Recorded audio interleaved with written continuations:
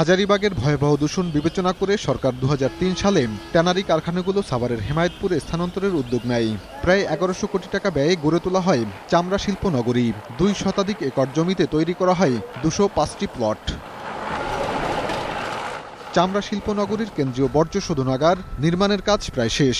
দীর্ঘদিন বন্ধ থাকা সিইটিপির নির্মাণ কাজও শেষ পর্যায়ে। হাতে গোনা কয়েকটি কারখানা এরই মধ্যে কাজ শুরু করেছে। আর এখানে আসলে অলরেডি কাঁচা চামড়া আসতে শুরু করেছে। মার্চের ১ তারিখ থেকে চামড়া ঢোকাইছি এবং আমরা লবণ দিয়ে প্রসেসিং শুরু করছি। তবে বেশিরভাগ কারখানার ভবনই নির্মাণ হয়নি। ধীরগতিতে কাজ করার বিষয়ে জানতে চাইলে কয়েকজন মালিক বলেন, অনেক জটিলতায় পড়তে হয়েছে তাদের।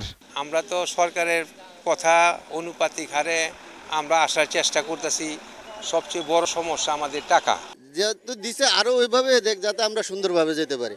এখন যাতে আমাদের গ্যাপ সৃষ্টি না হয়, গ্যাপ সৃষ্টির কারণে আমাদের ব্যবসাটা যাতে অন্যদিকে না যায়। যারা সরকারি অনুদান নিয়েও এখনও কাজ শুরু করেনি তাদের প্লট বাতিল করার বিষয়ে চিন্তাভাবনা চলছে বলেও জানিয়েছেন প্রকল্প পরিচালক।